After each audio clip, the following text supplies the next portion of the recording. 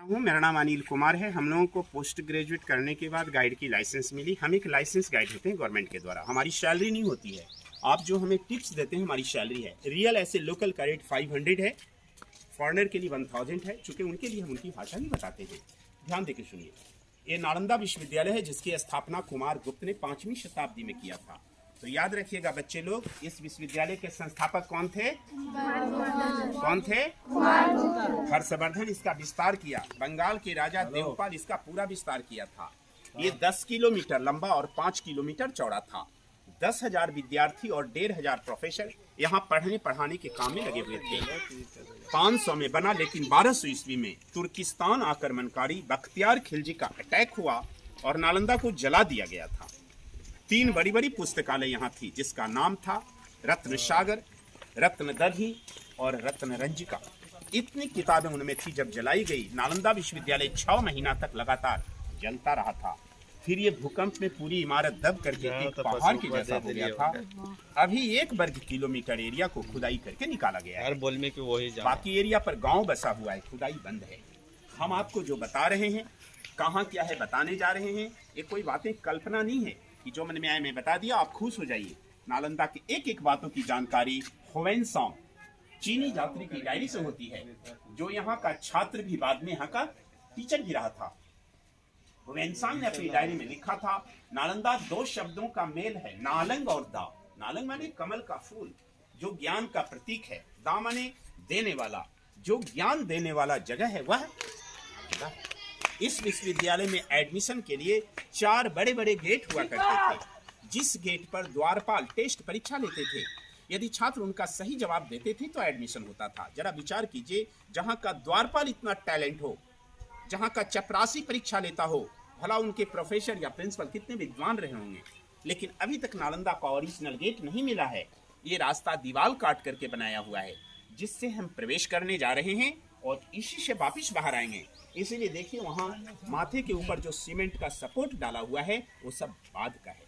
आइए देखिए, काफी मोटा मोटा दीवार था, कम से कम 4 फीट से लेके 12 फीट तक चौड़ा है, जिससे नेचुरल या कंडीशन बना होता था। गर्मी के दिनों में ठंडा, ठंडा के दिनों में गर्मी जमा रहती थी। दूसरा, मजबूती होता था। और तीसरा, देखिए मेरा आवाज इको हो रहा है। हेलो हेलो हेलो हेलो हो रहा है ना जी? यानी साउंड प्रूफ था नालंदा। यदि दूर से भी टीचर पढ़ाते थे, बच्चे भली भांति उनको सुन पाते थे। एक हॉस्टल आपने ये देखा, दूसरा हॉस्टल ये था। 2 हॉस्टल के बीच का एक गलियारा है। जब मेन गेट नहीं मिला तो यहाँ और यहाँ दीवार काटा और इसको रास्ता बनाया गया। उसमें इंटर कनेक्टेड थे, बीच में गलियारा था। मेन गेट नहीं मिला, इसलिए रास्ता दीवार काट करके बनाया गया, एक नया रास्ता। इससे सीमेंट का सपोर्ट बात। इनका मंत्र होता था, नमो तस्य भगवतो अर्हतो सम्मा सम्बुद्धस्य, बुद्धं शरणं गच्छामि, धम्मं शरणं गच्छामि, संघं शरणं गच्छामि। अब आपके दिमाग में एक प्रश्न चल रहा होगा कि पता नहीं इसमें कितना पुराना है और कितना नया है। तो इस तरह की जो जुड़ाई का दीवार आप देख रहे हैं एकदम ओरिजिनल है, लेकिन ऊपर वाला देखिए बाद का है, जिसमें सीमेंट लगा हुआ है।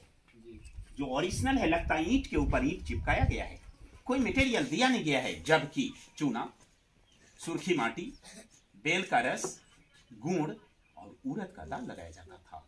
जो नया है पुराना लग रहा है, जो पुराना है नया लग रहा है, मींस ओल्ड इज गोल्ड।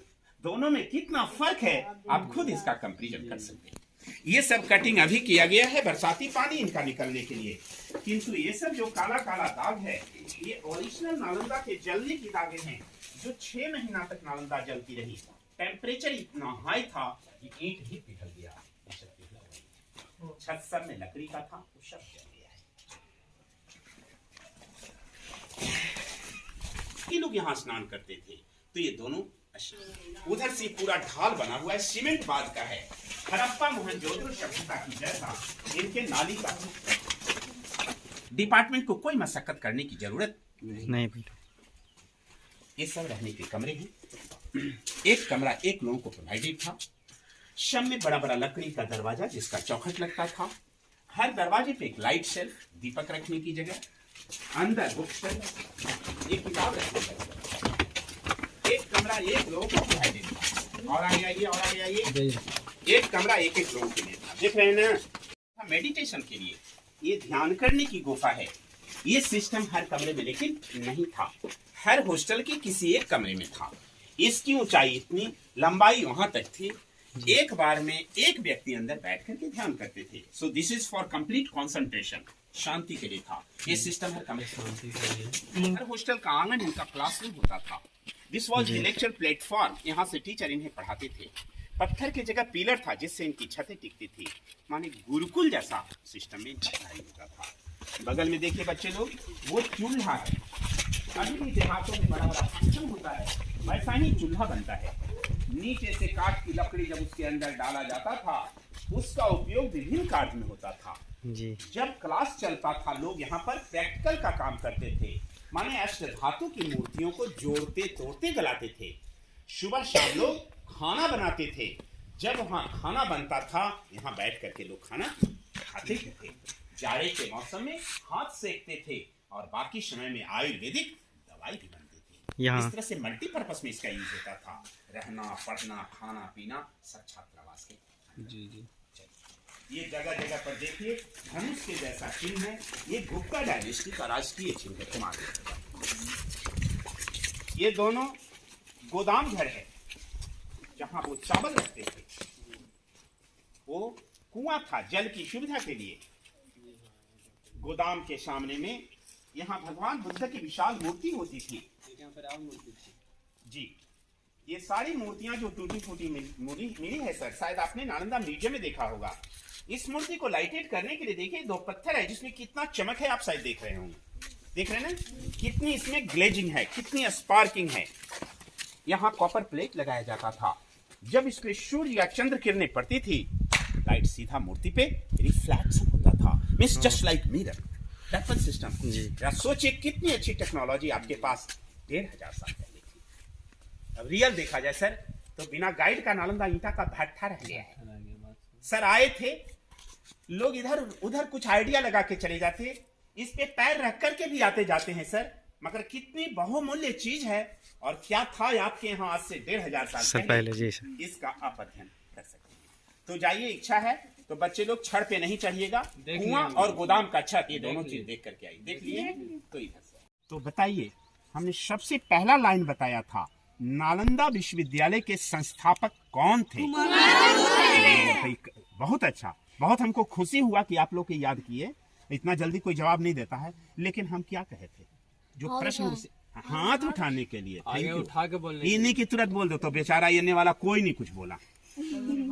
कितना बड़ा गलती किया, करना चाहिए। अरे जो बोला जाए बेटा उसको फॉलो कीजिए। हम बहुत बहुत खुश भी हुए इस बात से कि शायद इतना हाथों नहीं उठाता, लोग नहीं उठाता है कभी कभी बच्चे वाले इस ग्रुप में, लेकिन आप लोगों ने जवाब दिया।